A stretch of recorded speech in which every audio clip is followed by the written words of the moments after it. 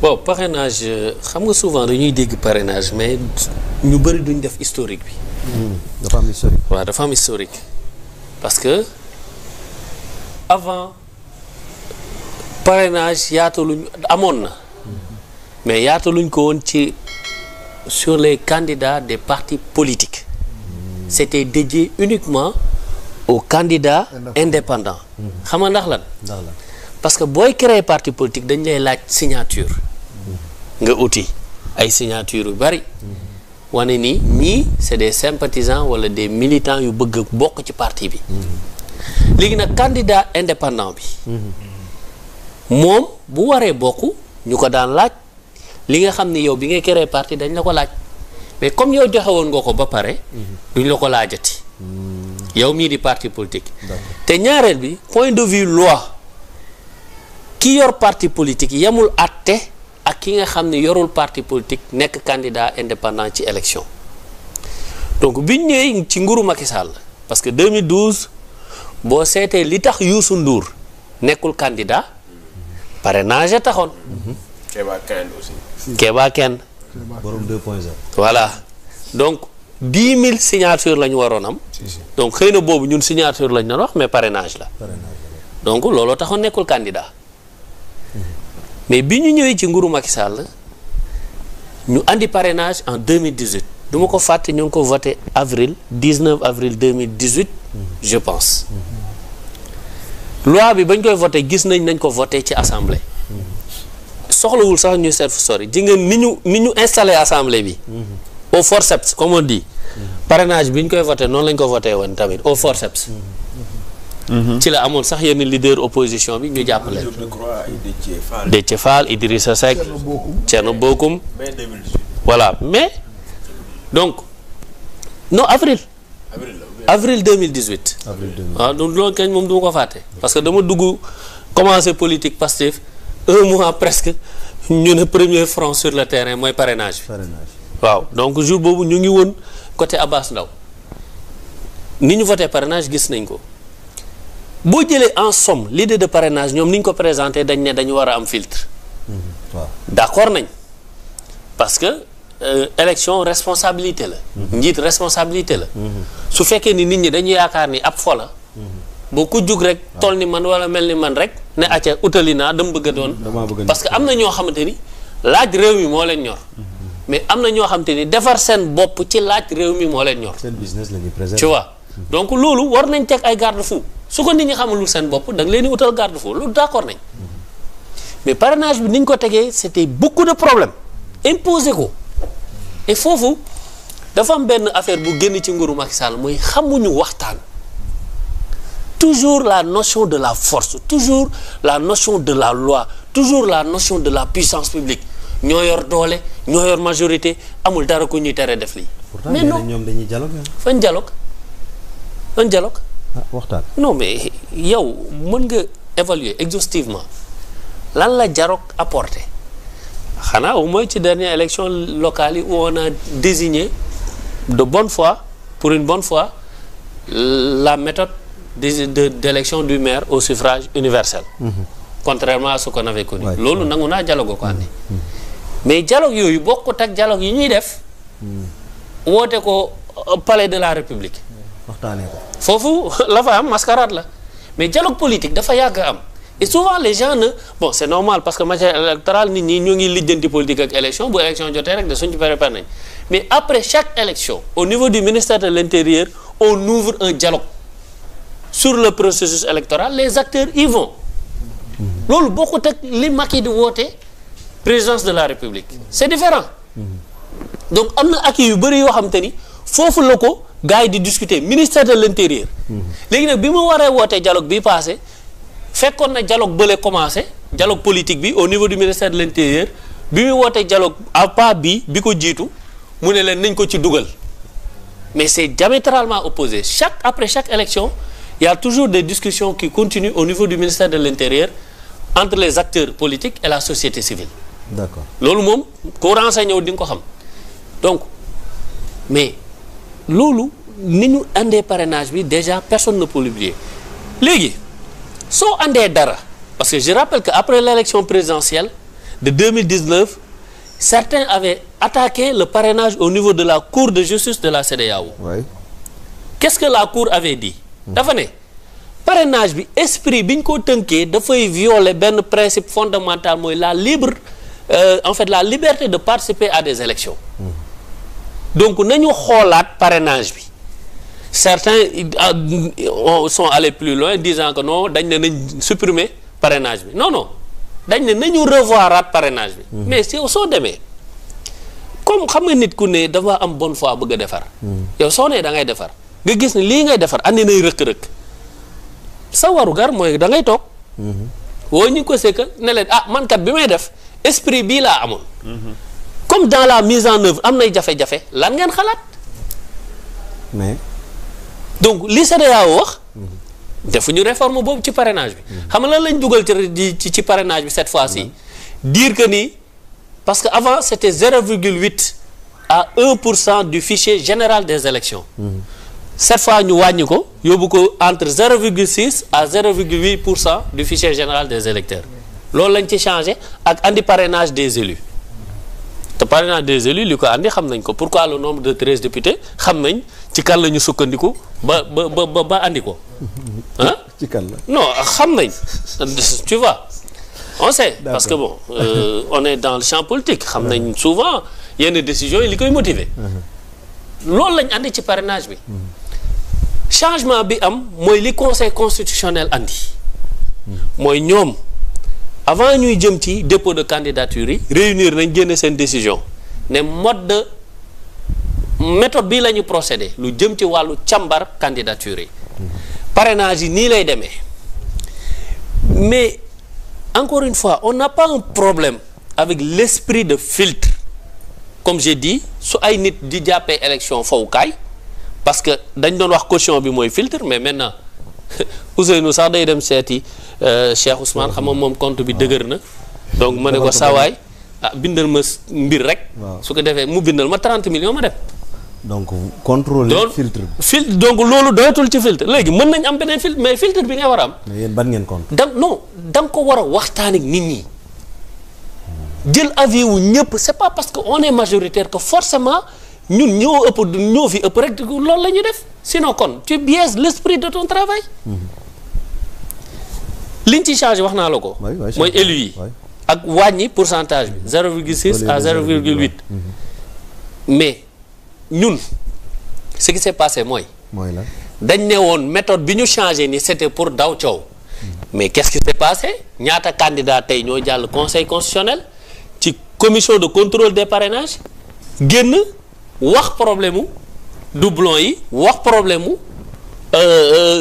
ni ñu rejet yi pour non conformité au fichier électoral ñun suñu ay nit def nañ ci sortie nos ingénieurs nos techniciens experts IT yi nga xam ne ñooy gérer tout ce qui est IT ci suñu projet. D'accord. génn nañ wane que bi ñu demee ñun. parce que suñu candidat Bassirou Diomaye Faye moom moo déposé parrainage citoyen.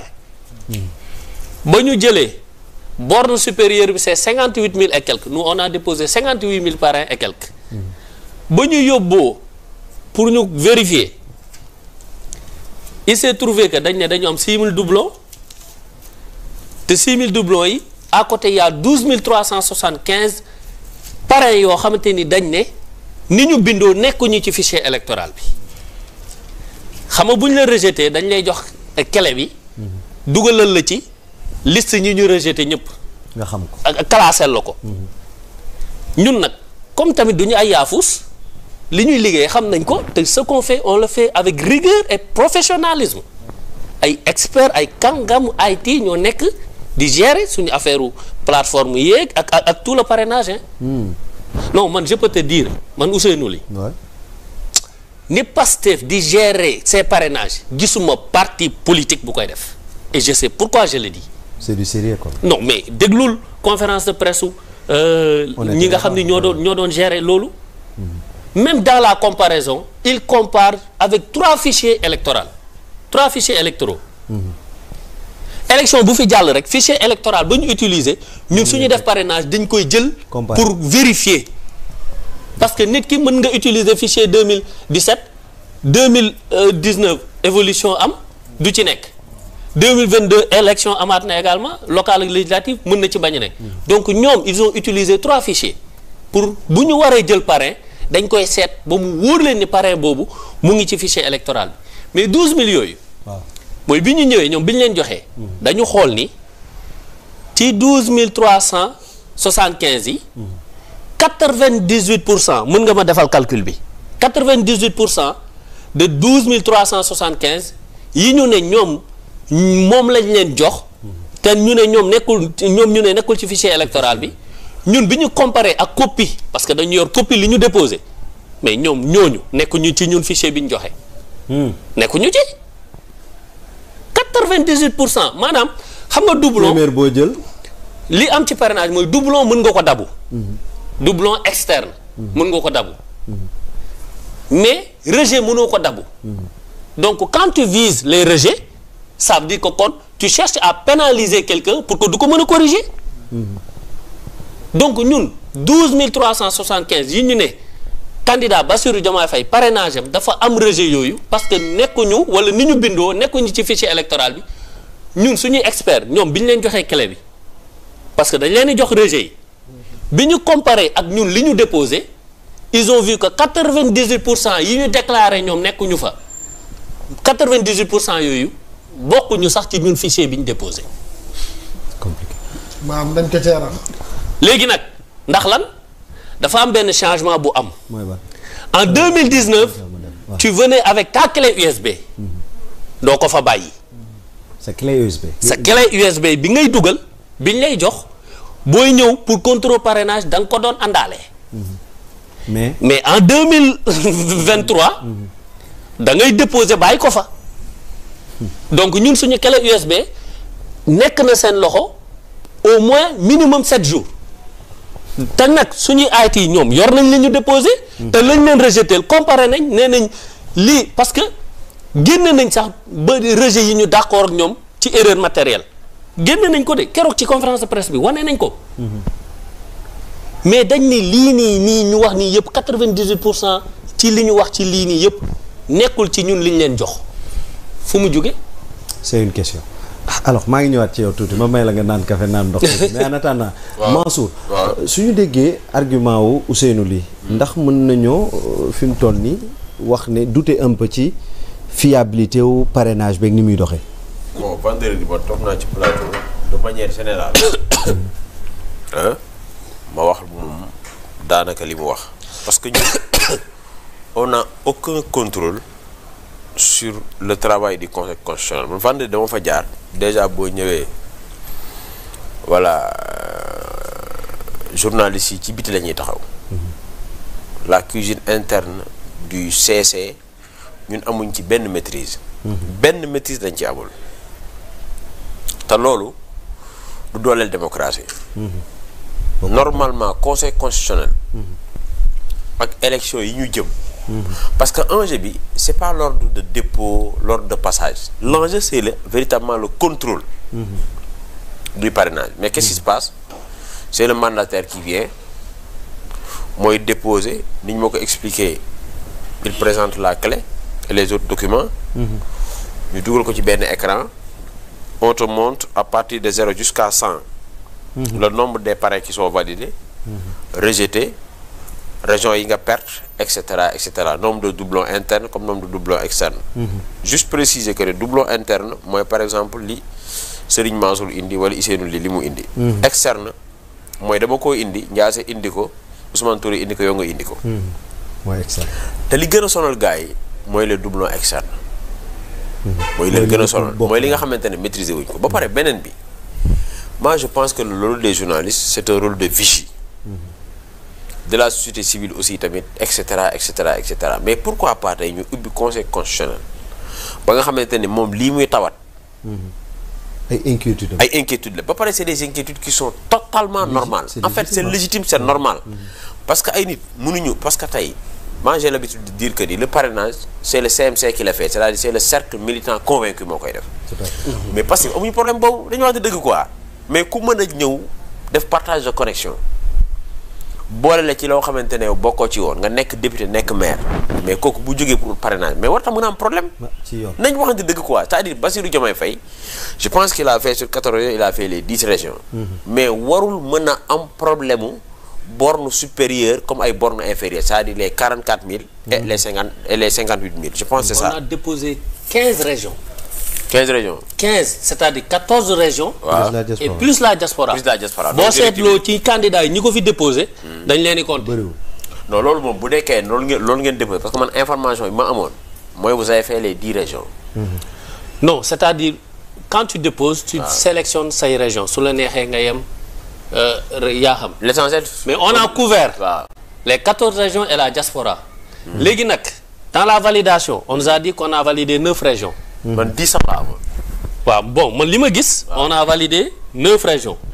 et le minimum de régions à valider c'est 7 régions. c'est ça. donc Ouais, on a validé les 9. waaw minimum. mais léegi problème bi. ah non excuse-moi. non allez-y. non non mais c'est bien. problème bi mooy. doublon yi. mën nga ko dabu. mais problème bi c'est les 12 375. parce que bu ñu rejeté mënatoo ko dabu.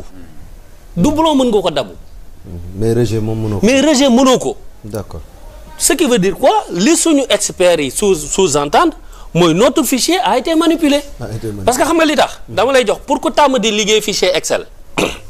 il y a ce qu'on appelle une méthode d'incrémentation. mooy par exemple ligne bi su nekkee 100 lignes. 100 lignes colonne yëpp nga remplir ko man su ma bëggee changer ndoo 100 lignes yëpp damay dugal benn ligne rek incrémenter. mooy c'est donc lignes yi ci topp yëpp day changer. donc dafa am ay lignes yoo xamante ni biñ nañ ko joxe suñu expert dañu gis ni lii incrémentation la. mooy maanaam dañuy dugal turu ji bi rek incrémenté donc ay jibi rek a ciy nekk. et donc finalement doublon lay indi. nu andi doublon rejet. te cartographie rejet yi ñett la. Dakar Ziguinchor et Sédhiou. pour Dakar problème yi fi ñu ko andi mooy discriminant.